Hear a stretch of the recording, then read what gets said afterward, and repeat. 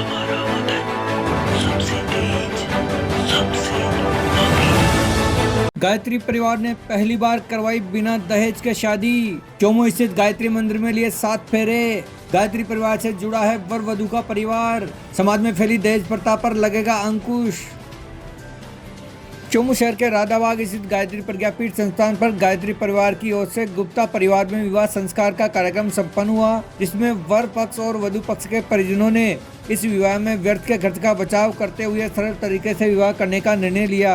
गायत्री परिवार ट्रस्ट सचिव राजकुमार शर्मा ने बताया कि विवाह संस्कार पूरे विधि विधान से संपन्न हुआ। गायत्री परिवार द्वारा यह विवाह दिन के समय में करवाया गया।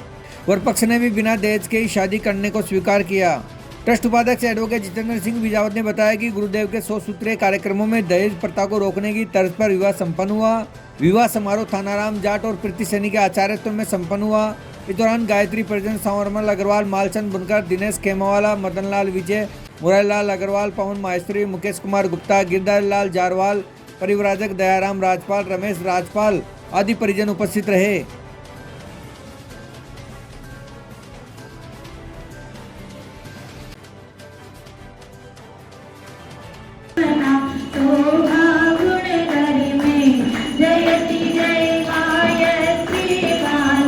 माता राजेश्वरी गायत्री माता का मैं भक्त हूँ।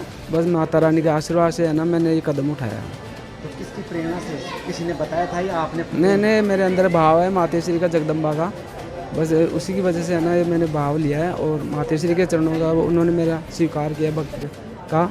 आज के युग में कई जो रस्में हैं वो चालू है, जैसे मेहंदी है, हल्दी है, तो उसको देखते हुए आपको कैसा क्या लग रहा है? ये यहाँ पे बिल्कुल कम रस्मों में ही शादी हुई है। सर वो तो अपनी अपनी भावना होती है, पर मैंने ये भी मतलब भावना निभाई और आगे भी निभाता रहूँगा। और जो था मेरा मन का भावना तो वो मैंने किया। युवकों को क्या कहना चाहोगे आप? नवयुवकों से यही कहना चाहूँगा कि भाई दहेज रहित है ना ब्याह करना चाहिए और अपना जो भी बन सके वो करना चाहिए। मुझे अच्छा लगता है, ऐसी सारी सिंपल शादी अच्छी लगती है। तो क्या पहले से योजना थी या किससे नहीं, मिली आपको प्रेरणा? नहीं, मुझे ना माता रानी के आशीर्वाद से मिले और मैं माता रानी की भक्त भी हूँ वैसे, इसलिए। आपकी सहेलियों की भी शादी हुई है, तो उनकी भी शादी धूमधाम से हुई है। हाँ, हुई। तो उनको देख करके कैसा लगता है आपकी शादी के कंपेरिजन? नहीं, मैंने हमेशा से सोचा था कि मुझे ना सादी सिंपल शादी करना है, इसलिए मैंने हमेशा से यही सोचा था और मम्मी पापा से भी यही बोला था मुझे शादी सिंपल ही करनी है, जैसी भी करनी है।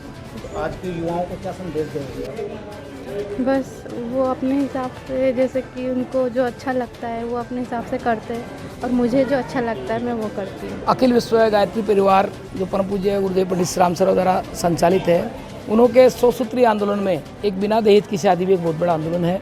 उसी आंदोलन की श्रृंखला के अंतर्गत आज बिना दहेज की शादी यहाँ पर गायत्री परिवार के द्वारा संचालित की गई।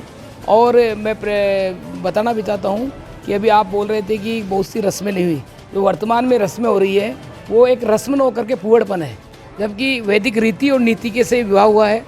माँ गायत्री का आशीर्वाद इन्हें मिला है और भारतीय परंपरा के अनुसार जो विवाह पहले दिन में हुआ करते थे आज भी दिन में। कुछ कालांतर में विदेशी आक्रांता जब आए तो हमारे भारतीय संस्कृति में महिलाओं की सुरक्षा के लिए रात्र में विवाह होते थे, जबकि उससे पूर्व देखें तो हम सनातन में देखें, वैदिक काल में देखें तो फेरे जो होते थे वो सूर्य के साक्ष्य में दिन में होते थे।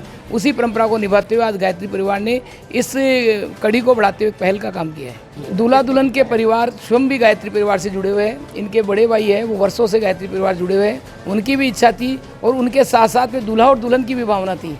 तो कहते भी जब तक खुद दूल्हा ही आगे नहीं रहेगा, दुल्हन नहीं रहेगी, तो माँ बाप भी कुछ नहीं कर सकते और उनको प्रेरणा करने वाले। इसलिए मैं धन्यवाद सबसे पहले देना चाहता हूँ दूल्हा और दुल्हन को कि वो इस चकाचौंध की दुनिया से दूर हट करके उन्होंने इस वैदिक रीति और नीति की शादी को करना स्वीकार किया। तो क्या लगता है कि युवाओं पर इस शादी का क्या असर पड़ गया? देखिए युवा धीरे धीरे हम देखें जो महंगी शादियाँ भी होती है, आप उसमें देखिए इवेंट का मोड चेंज होता जा रहा है।